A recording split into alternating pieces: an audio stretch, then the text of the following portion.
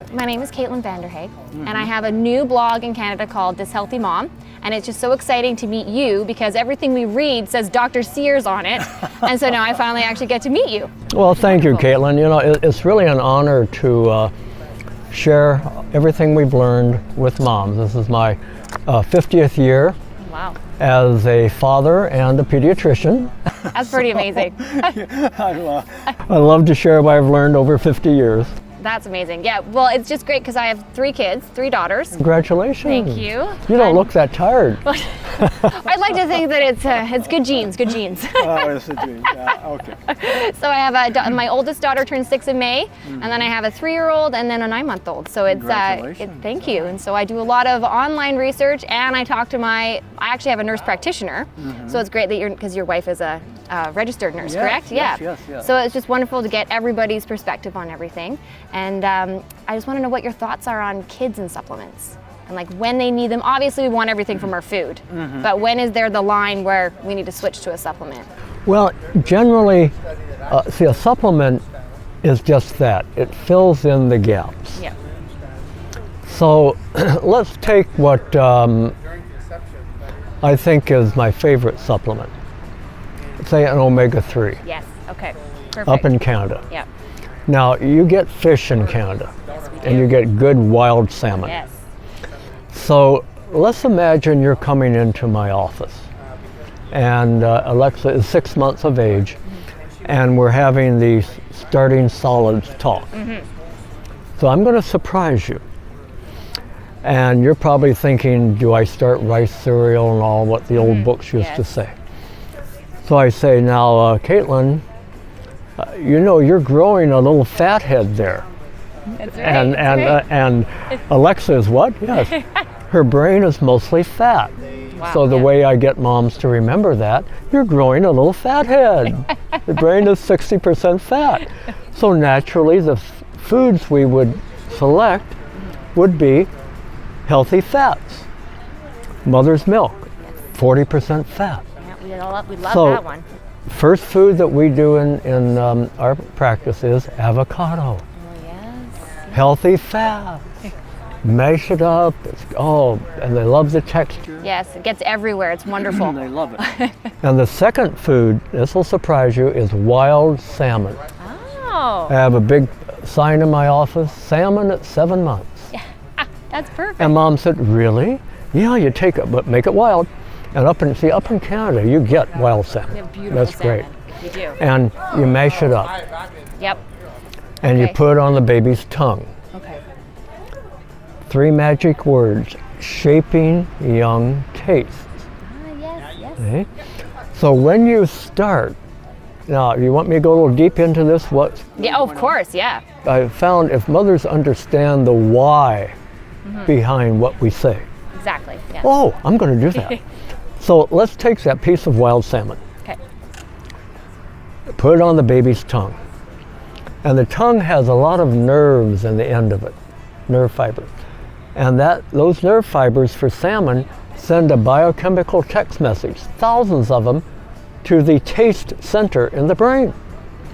And the brain says like. Like wonderful. Like. Wow, the top fat in salmon's the top fat we have up here in the brain, like. Gets better. So the brain figures, how do I get the baby to crave salmon? So the brain then sends thousands of biochemical text messages down the middle of the body, the nerve highway called the vagus nerve, into the gut. Oh, wow. And it says to the gut, down is coming one of your favorite foods, salmon and veggies too. You register like down there by good gut feelings.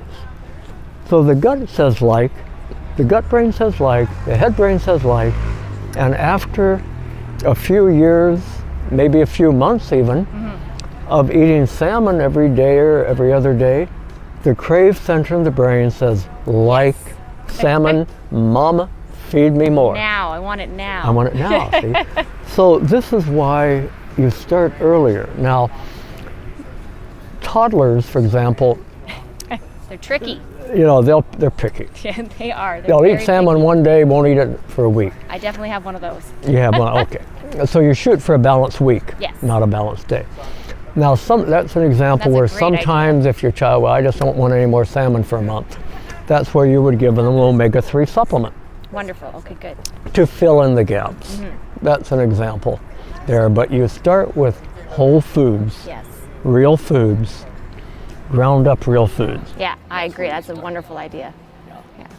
That's a great one. No, I agree. I have one that's a vegetarian. She basically eats broccoli and asparagus. Sure.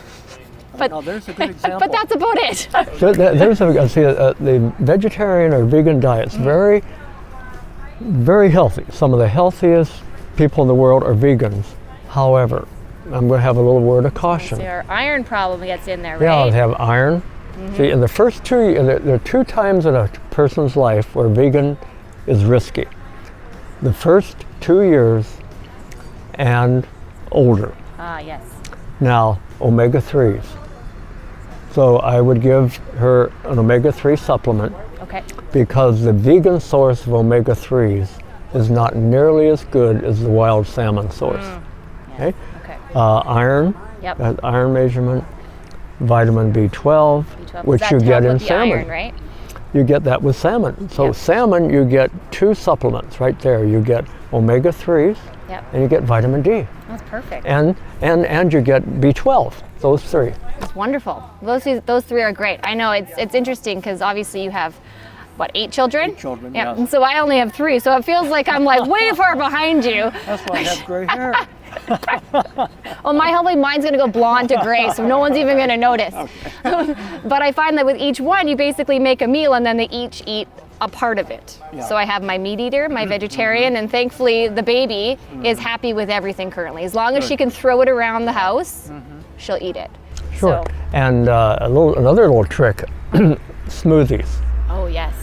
Say your child's going through a stage they won't eat kale. Well, you take a little bit of kale and you put in a smoothie. Then the next day a little bit more, and a little bit more. We call them sneakies. Yes, sneaking is very good. Sneak it in, and you get it in, and they acquire a taste for that. You know, Mommy, why is it suddenly green? It's always been green, honey. It's always been green. They've been caught. Yeah. They like it. By then they've realized that they do enjoy it. They so, do, yeah. But that is wonderful because you never know when you should supplement and when you shouldn't. And you know, it's true that whole 1 week you have to look at the whole thing. Because I know when I'm pregnant, I need to take a lot of extra iron. So I'm doubling up my iron when I'm pregnant, doubling when I'm breastfeeding. And Yeah. I know my 3-year-old, we've actually had her tested because we assumed that she was low iron. So then she got put on a low iron, put an iron supplement. And they get constipated with low iron Yes, too. they do. Yeah. In fact, I had a patient who came in just a few months ago with the complaint of constipation. And no one knew why, and I checked her iron, she was very anemic. Oh wow. And we actually have her in our book. Yeah. Oh good. We have a book called Dr. Pooh. That's a Now, pretty good title. the story behind this is one of the common, as you mentioned, when you mention iron, I thought of this. The commonest question I get in the first couple years are intestinal problems. Yes. Like my child is constipated. Potty training problems So too. potty training problems. So we figure what is a fun and easy way to teach moms and 2 and 3-year-olds. So if they poo more comfortably, they will not hold on to it and very won't true. get constipated. So how can we get them to poo more comfortably? It's So a very good thing. Your friends can go to our website, AskDrSears.com, Perfect. click in or type in the search engine, Dr. Pooh. That's a great name. No one can forget that one. And you download a free ebook. Oh, wonderful. And It's all online. and the free book, and it's got 77 pages, and it's got a lot of little poo rules, for example, what poo should look like, when to worry and when not to. That's a great one because most people don't know what it's supposed to look like. And a smoothie. What is the You know, the recipe in there? smoothie, look at that. Smoothie recipes, blend rather than juice. Yes, because then you get all of Kids it. don't get enough fiber. No one does it. So one of the things you'll find in the book is the source of really high quality fiber. Oh, good. Fiber supplements, sun fiber is one, regular girl. These are high quality fibers that you put within like a smoothie. And so again, the very simple is, the easier it is to go, the easier it is to Then more often they'll go. They'll be much happier. You don't want them to hold on to it. No, we want that one to be smooth because you have enough accidents as it is already. You want that part to be nice and easy. And in fact, in the older kids, see, when the kids eat too fast, their poo gets hard. Oh, I didn't know that. Yeah.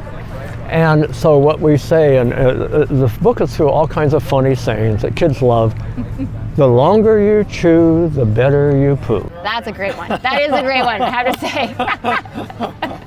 And is that the same with adults too? Because you think about all those people, like when I have kids, I think I'm eating as fast as I possibly can so that I can deal with my kids. Exactly. Well, in adults, we say it's the rule of twos. Eat twice as often, eat half as much, and chew twice as long. Wow, that's very good advice. Definitely keep that one. Thank you so much. That was wonderful. Welcome, Caitlyn. Thank you. Take care. Thanks.